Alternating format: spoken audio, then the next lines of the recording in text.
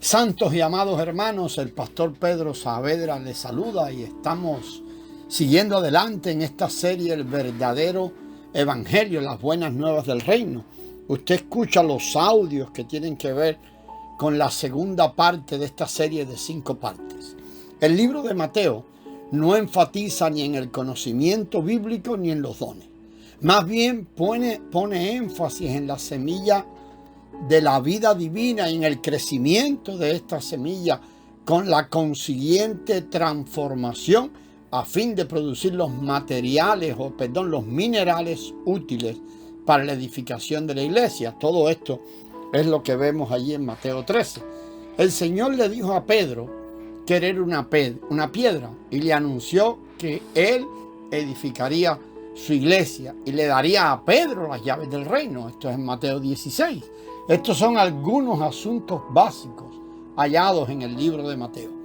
Las 7 parábolas de Mateo 13, esas 7 parábolas, los misterios del reino de Dios, son también elementos básicos encontrados en ese libro. Por el contrario, temas como la sanidad, los dones, el hablar en lengua, las doctrinas no forman parte de la estructura básica de este libro.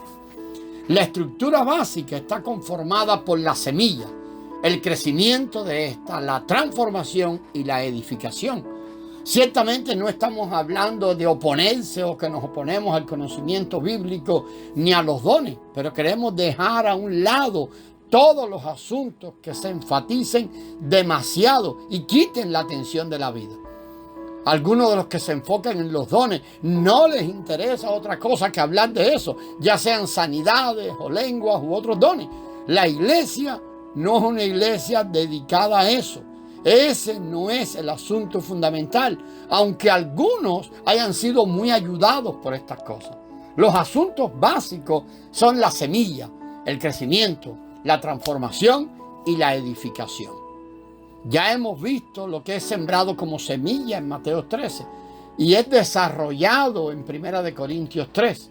Allí vemos el crecimiento, la transformación y la edificación con los materiales preciosos. El conocimiento bíblico es bueno, pero no debemos quedarnos allí. Todos tenemos que crecer. El Señor está buscando la edificación que proviene del crecimiento en vida y la transformación generada por esa misma vida. Ninguna otra cosa logrará satisfacer el corazón del Eterno. La consumación suprema de la Escritura en la Biblia es la Nueva Jerusalén. En la Nueva Jerusalén usted no encuentra los dones, no encuentra los conocimientos bíblicos, no encuentra las ordenanzas, la forma. Allí únicamente encontramos el fluir de la vida, el árbol de vida, el oro, las perlas y las piedras preciosas como parte de la ciudad. Perfeccionar a los santos no consiste simplemente en enseñarles la Biblia o en adiestrarlos para que usen sus dones. Perfeccionar a los santos consiste en alimentarlos y ayudarles a crecer. No importa, hermano, la ayuda que hayamos recibido de otras cosas. Todos hemos recibido ayudas de cosas diferentes en nuestro transitar, en este recorrido en Cristo. Pero debemos avanzar de una manera positiva a fin de experimentar el crecimiento de la vida divina. Perfeccionar a los santos es hacer que ellos crezcan hasta que lleguen a ser un hombre de plena madurez. Pregúntese, hermano, ¿ha producido el enfoque en los dones o en el fundamentalismo o en el formalismo a este crecimiento? ¿Ha producido un hombre de plena madurez? Más bien, esto es lo que hemos encontrado en la experiencia de la iglesia. Aquellos que enfatizan en los dones son niños zarandeados por todo viento de enseñanza. Mire Efesios 4:14. Entre ellos no está presente el hombre de plena madurez. Ellos no saben cómo crecer en todas las cosas en Cristo con miras a edificar directamente el cuerpo. Efesios 4:15 nos exhorta a que crezcamos en todos en aquel que es la cabeza, Cristo. Después el versículo 16 de ese mismo capítulo de Efesios 4 nos dice que después de crecer en aquel que es la cabeza, tenemos que ser bien unidos y entrelazados por todas las coyunturas del rico suministro conforme a la función de cada miembro en su medida. Es de este modo que el cuerpo, la iglesia, es edificado directamente. Hermano, no seamos distraídos por ninguna otra cosa, aunque oigamos que se le da mucho énfasis. Si bien el conocimiento bíblico puede ser de ayuda y ha sido de ayuda, no debemos ser distraídos por ello. Quizás los dones pueden ser de ayuda y de hecho algunos hemos sido ayudados en etapas de nuestra vida, pero no deben ser la atención nuestra. Después de usar estos puentes a fin de pasar al otro lado, debemos dejarlos atrás y proseguir para ir en pos del crecimiento en vida que producirá una transformación adecuada y apropiada. Entonces obtendremos el oro, las perlas y las piedras preciosas para el edificio de Dios. No debemos quitar de nuestra mirada que la intención de Dios es tener un edificio. Mateo no nos habla de los dones ni del conocimiento bíblico. Y en 1 de Corintios, Pablo tiene a menos a ambos. Tampoco en Efesios, tampoco en Romanos se habla mucho de los dones.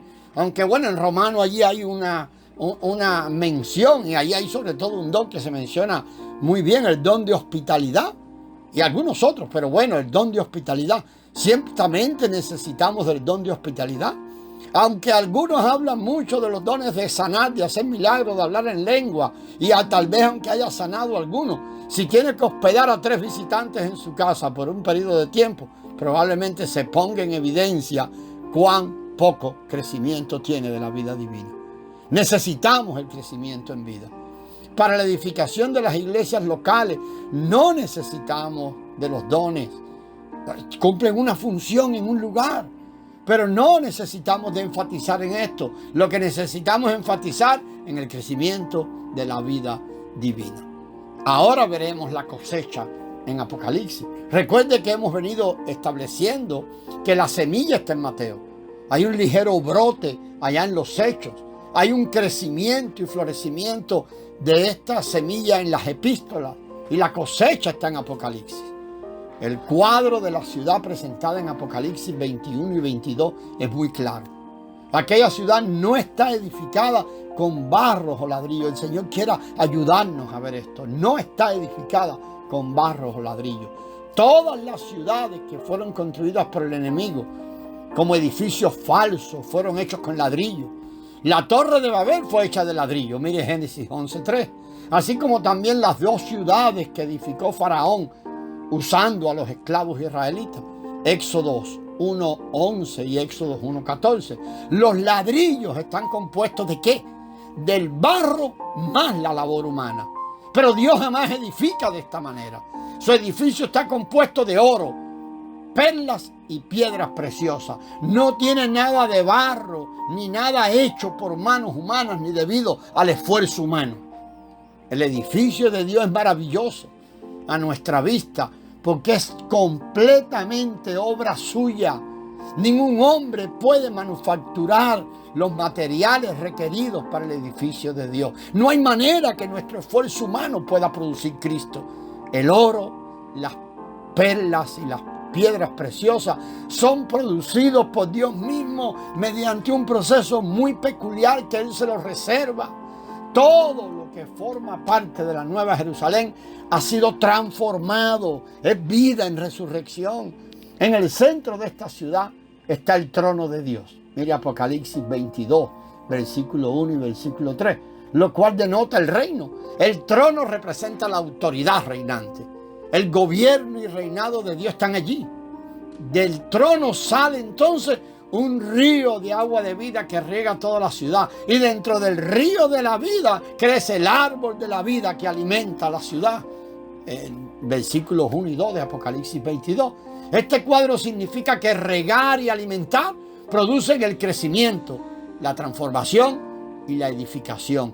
Esta cosecha en realidad es la semilla sembrada en el primer libro del Nuevo Testamento, en Mateo. No es necesario, hermano, esperar por un periodo de tiempo para que en el futuro lleguemos a disfrutar de ser alimentados, regados, de crecer y ser transformados y de ser edificados. Muchos dicen, no se esfuerce mucho, hermano, el reino al final. No, no es necesario esperar al futuro. Hoy, por la obra que Dios realiza, estamos capacitados y somos privilegiados de disfrutar un anticipo, pero un anticipo hoy. Claro, todavía no tenemos el pleno disfrute, pero el anticipo del cual disfrutamos indica que viene el pleno disfrute. Mire, hablando de comida, en realidad el anticipo de una comida es exactamente igual a la comida del pleno disfrute, solo que en una escala más pequeña, solo es una muestrica. No es posible que el anticipo de una comida sea salada y que su pleno banquete después sea dulce. No, el pleno sabor que tendremos en la Nueva Jerusalén es lo que ahora disfrutamos en las iglesias locales a manera de anticipo. Es lo que debiéramos estar disfrutando. El vivir apropiado de iglesia es el reino, es la expresión del reino en el vivir de la iglesia. El banquete completo incluye el río de la vida, el árbol de la vida, el crecimiento, la transformación y la edificación, como le vemos allí en Apocalipsis 22. Entonces, amado, el conocimiento bíblico y los dones no están en la Nueva Jerusalén. En la Nueva Jerusalén podemos ver el río de la vida y el árbol de la vida. Vemos el crecimiento, la transformación y la edificación. Vemos una ciudad construida con oro, perlas preciosas, perlas y piedras preciosas. Eso es todo lo que vemos, puesto que estas son las cosas presentes en el banquete completo allá en el final. No debiéramos añadir ninguna otra cosa al anticipo que hoy estamos viviendo. Más bien, deberíamos disfrutar de todos esos elementos como parte del anticipo. Debieran ser nuestras experiencias diarias hoy, mientras